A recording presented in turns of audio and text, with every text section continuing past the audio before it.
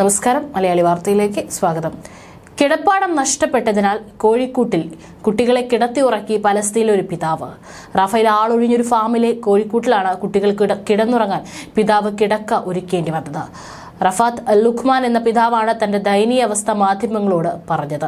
അന്താരാഷ്ട്ര മാധ്യമങ്ങളാണ് വാർത്ത റിപ്പോർട്ട് ചെയ്തത്. നവജാത ശിശുക്കളും കുട്ടികളും അടങ്ങുന്ന ലുഖ്മാന്റെ 32 അംഗ കുടുംബമാണ് ഫാമിൽ അഭയം തേടിയത്.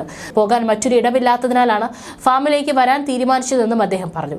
കുറച്ചു ദിവസം ഇവിടെ താമസിച്ച് എല്ലാം ഒതുങ്ങിയ ശേഷം പോകാനായിരുന്നു തീരുമാനം. അതിനാൽ എല്ലാം സഹിച്ച് ഇവിടെ നിന്നു. പക്ഷേ യുദ്ധം പ്രതീക്ഷിച്ചതിനേക്കാൾ നീണ്ടു. എന്റെ മക്കൾക്ക് ഇത്തരമൊരു അവസ്ഥ ഉണ്ടായെന്ന് എനിക്ക് വിശ്വസിക്കാൻ സാധിക്കുന്നില്ല. ഇത്തരമൊരു കുട്ടിക്കാലമാണല്ലോ അവർക്ക് കൊടുക്കാൻ സാധിച്ചതെന്നോർത്ത് അവരുടെ മുഖത്തേക്ക് നോക്കുമ്പോഴെല്ലാം എന്റെ ഹൃദയം തകരുകയാണ്. പക്ഷേ ഞാൻ വേറെന്ത് ചെയ്യാനാണെന്നും ലുഖ്മാൻ പറഞ്ഞു. എല്ലാവരും ഇപ്പോൾ യാഥാർത്ഥ്യവുമായി പൊരുത്തപ്പെട്ടെന്നും ലുഖ്മാന്റെ 12 വയസ്സുള്ള മകൾ പറഞ്ഞു. മുൻപ് ഒരു വീടും നല്ലൊരു കിടപ്പുമുറിയും ഉണ്ടായിരുന്നെന്ന കാര്യം ഓർക്കാൻ പോലും സാധിക്കുന്നില്ലെന്നും അവൾ കൂട്ടിച്ചേർത്തു. ഞങ്ങൾ ആരും മരിച്ചില്ല എന്നത് മാതാപിതാക്കൾ ജീവനോടെ ഉണ്ടെന്നതിനാലും ഞങ്ങൾ ഇപ്പോഴും ഭാഗ്യവാന്മാരാണ്.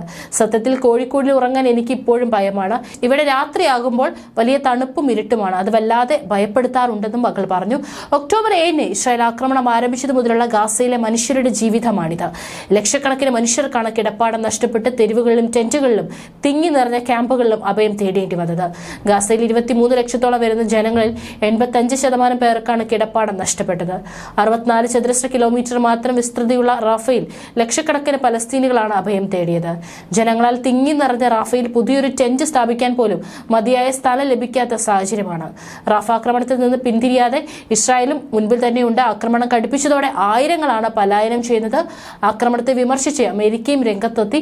ജനങ്ങളുടെ സുരക്ഷ ഉറപ്പാക്കാതെ റാഫയിൽ സൈനിക നടപടി പാടില്ലെന്ന് ജോ ബൈഡൻ പറഞ്ഞു. വിവിധ ലോകരാജ്യങ്ങളും എതിർപ്പറിയിച്ച് രംഗത്തെത്തിയിട്ടുണ്ടെങ്കിലും ആക്രമണം തുടരുമെന്ന നിലപാടിൽ ഉറച്ചു നിൽക്കുകയാണ് ഇസ്രായേൽ. റാഫയിൽ ആക്രമണം നടത്തിയാൽ ഇസ്രായേലുമായുള്ള സുപ്രധാന സമാധാന ഉടമ്പടി താൽക്കാലികമായി നിർത്തിവെക്കുമെന്നും ഈജിപ്ത് നേരത്തെ വ്യക്തമാക്കിയിരുന്നു.